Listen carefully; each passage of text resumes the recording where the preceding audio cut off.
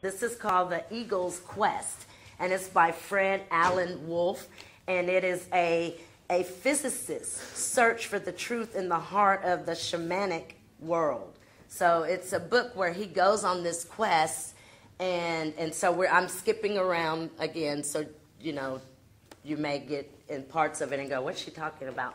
So I am skipping around, but what it is he's also the author of Parallel Universes, if y'all have ever heard of that book. But he takes this journey with the shaman tribe and just starts to ask them different things about how they heal themselves, and what do they think about the human body, and what do they think about the mind, and how do they use these things to live and perform healing acts and things like that. And so that's where he's coming from. And last night we read the chapter called Nothing But Vibrations. And in that chapter he goes over, she's telling him, the shaman person is telling him that we are like radio receivers and broadcasters, that we're vibration, that we're energy. And that we're dense because energy is more in a mass in certain areas. And she also tells him that our organs have density and have vibrations too.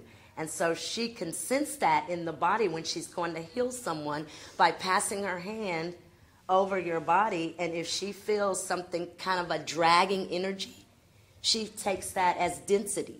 And so there is a concern or an issue in that area or in that organ. Like Reiki? Similar to Reiki, yeah. Or what is it, Ayurveda? Ayurveda, yeah. How do you say it again? Ayurveda. Mm-hmm. Well, that Ayurveda is the Hindu system of medicine. Mm-hmm. So the next chapter for this is called Nothing But a Dream. It was becoming very apparent to me that the mind had a far more serious role to play in healing than ever I had suspected. I had a number of flash insights as we were moving along the dark bloodline of the Amazon.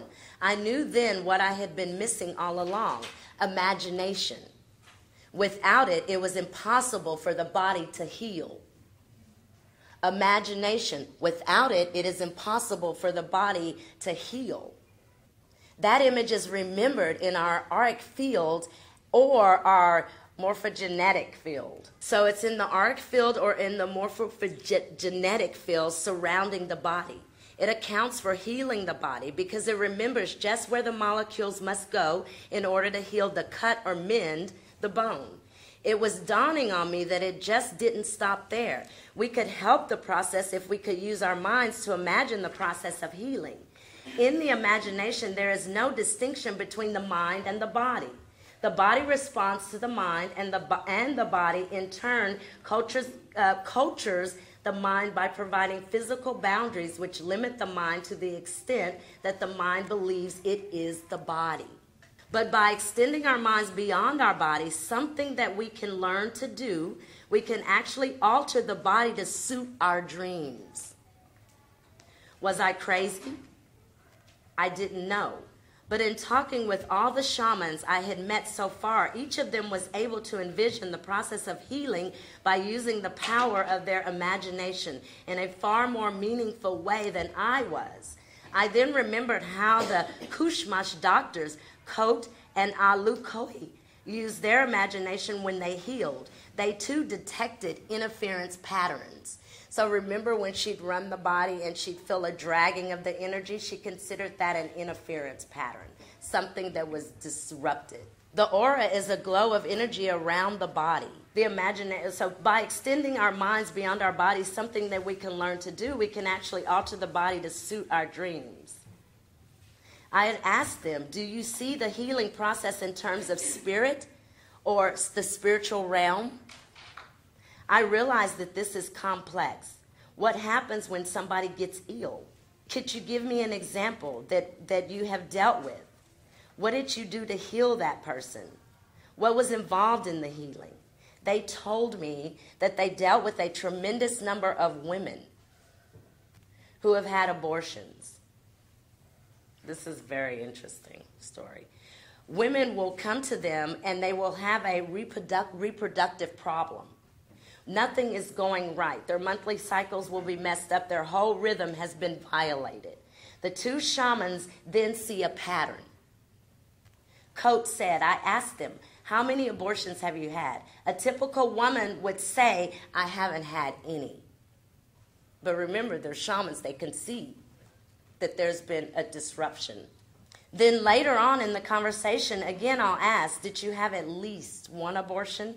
You must have, because this is happening. She'll say, well, I've had one when I was this or that age. Code explained that when conception takes place, the body goes into a 7 to 9 month birthing mode. If that mode is interrupted, sometimes the body will continue following a course even though the process was physically stopped. Because you have more than a physical body. You have an auric body. Remember, it's not just a physical. You can stop something physical, but it doesn't necessarily stop in your other bodies. The emotional continuation of that mode will go on. So now the body is in an emotional birthing mode, but it is also trying to do the monthly physical cycle, so the rhythm is broken. Also, at the end of the 9-month time period, the chemistry in a woman's body changes, especially in the whole area where the child is being released. The aura or energy field around the missing child may still be present. So don't take that just as a missing child. I've read a story about that when a person was missing a limb. That limb was missing physically, but was actually still in the aura. So the shaman or the energy reader who was reading the person saw the limb.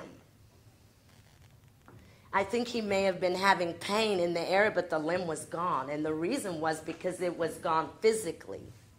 I recognize that Chumash medicine people like Candace see the auric field. I asked them to explain what they see.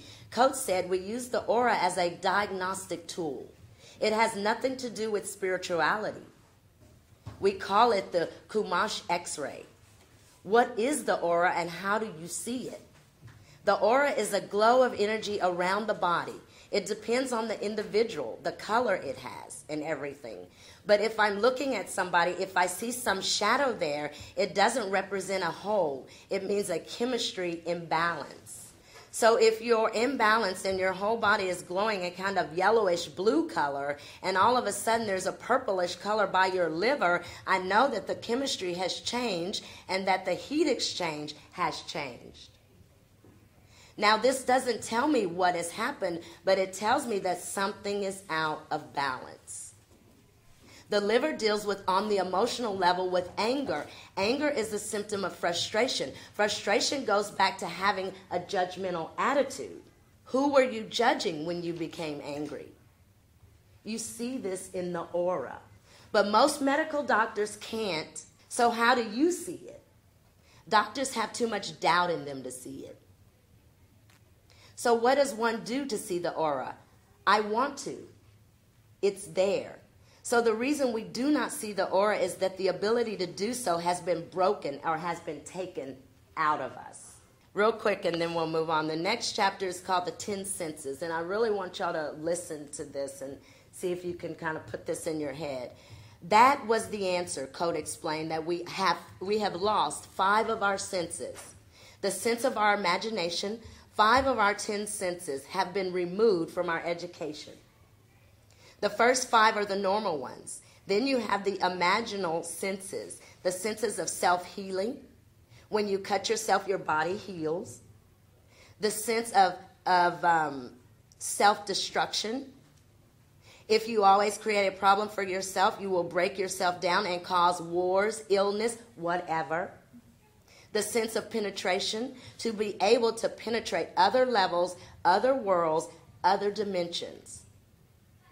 The sense of perception, to be able to see and understand what you are perceiving in those other worlds. And the sense of revelation, to be able to use what you have perceived because it has been revealed to you.